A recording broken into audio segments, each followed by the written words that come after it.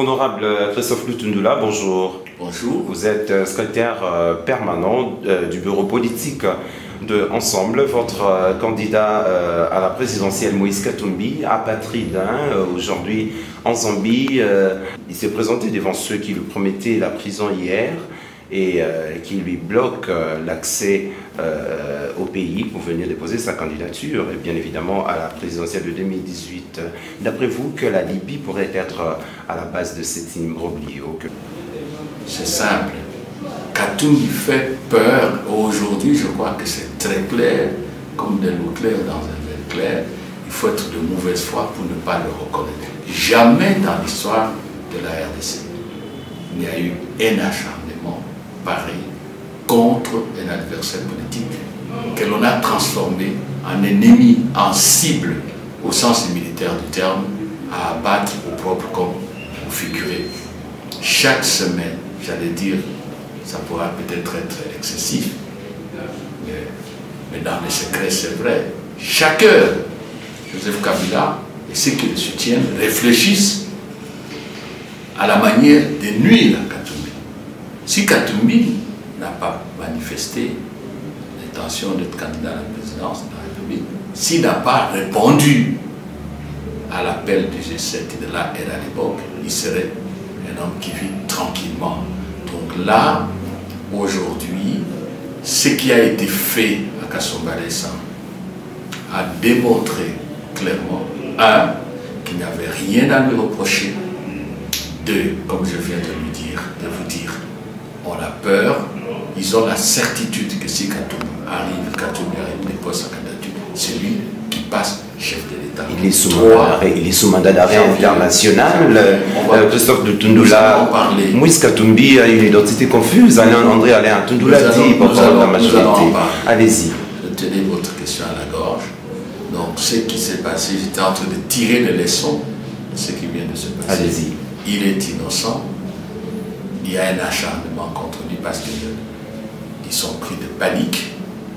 C'est clair aussi que Katumbi, c'est un homme qui sait ce qu'il veut. C'est un homme courageux, qui accepte même de mourir pour ses compatriotes. Je crois que là, il n'y a plus de débat. Ce débat des affaires est clos. Vous venez de parler des mandats d'arrêt international, des déclarations de Katumbi.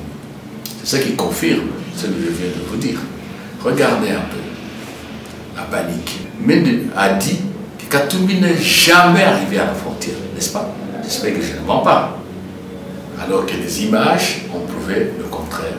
Alors que tous les écrits, et de la RVA et de la DGN, il y a deux écrits, en ce compris la réponse du gouverneur du Katanga, M. Pandé, au doyen Kyungu, coordonnateur de l'ensemble de Katanga, les grands Katanga, tout cela a démontré qu'on a refusé les Katumbi. Parce qu'il y a des écrits qui parlent, malgré ça, mais il a menti.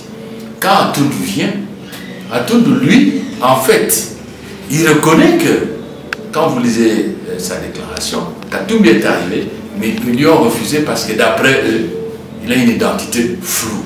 C'est donc la débandade totale et absolument totale qui confirme qu'il n'a rien fait, mais on a peur. Et là, toutes ces déclarations contradictoires et à l'emporte-pièce prouvent qu'en fait, c'est fini avec Joseph Kabila. Et d'ailleurs, tout à l'heure, on a suivi la déclaration, comme dans ses habitudes, une confusion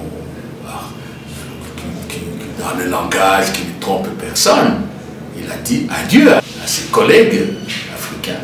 Donc, c'est très clair dans les émissions. Alors, des mandats d'arrêt international.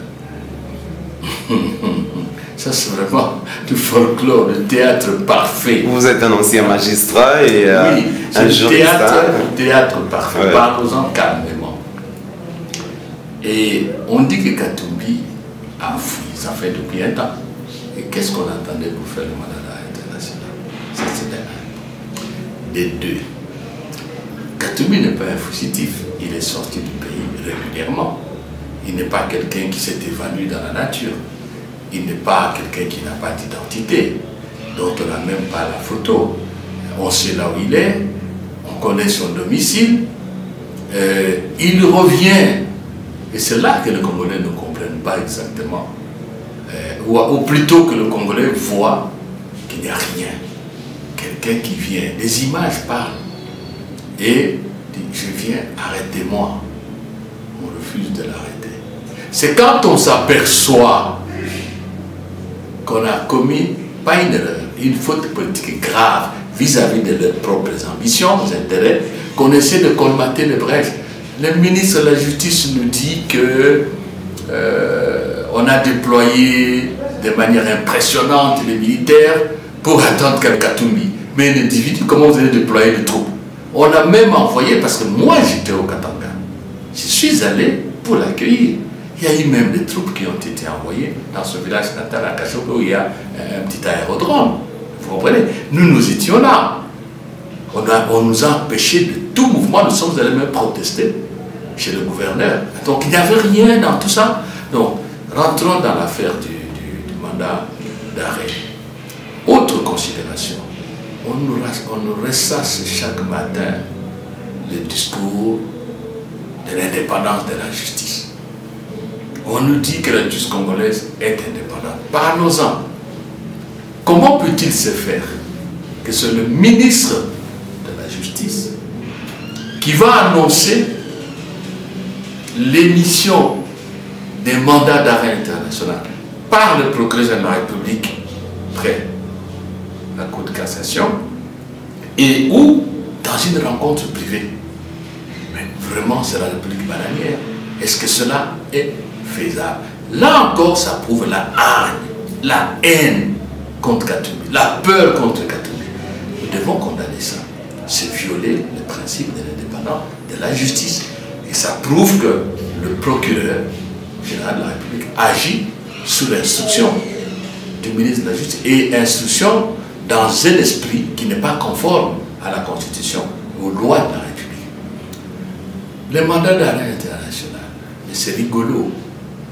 Les institutions des Nations Unies, plus précisément le Conseil aux droits de l'homme des Nations Unies à Genève, le Comité des droits de l'homme, ces institutions ont fait de recommandations au gouvernement congolais pour dire que les dispositions doivent être prises pour sécuriser Katumbi et garantir son retour en homme libre afin de compétir aux prochaines élections. Nous sommes au niveau international. Et le Congo, vous savez, il y a quelques mois, on a dit qu'on a chanté la victoire des membres du Conseil aux droits de l'homme des Nations Unies. Et il y a un tas de recommandations. L'inclusivité, les Nations Unies, l'Union africaine, la SADC, la CIRGL, les États-Unis, l'Union européenne, bon, vous êtes de la presse, vous savez ça.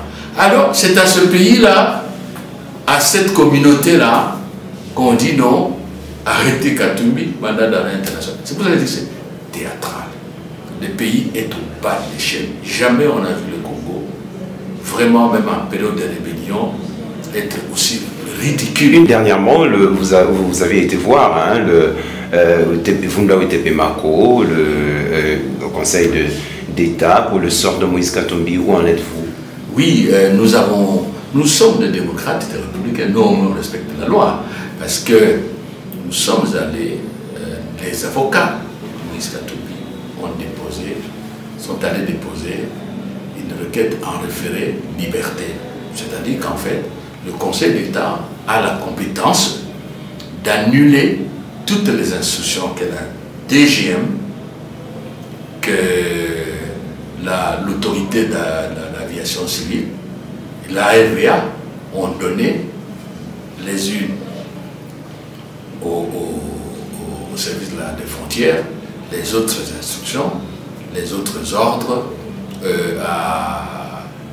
aux aéroports pour que Katumbi soit empêché. Et le compte de ridicule chez nous. Ils prennent même la décision d'interdire toutes les compagnies aériennes d'embarquer à bord de leurs aéronefs des Congolais à l'étranger qui reviennent au pays ayant un passeport diplomatique semi-biométrique. Alors que dans la législation, Quand vous quittez, vous pouvez être sorti et qu'on a changé de passeport à votre absence et que vous étiez malade. Pour rentrer au pays, on ne peut pas vous interdire. Parce que l'article 30, alinéa 2 de la Constitution est clair.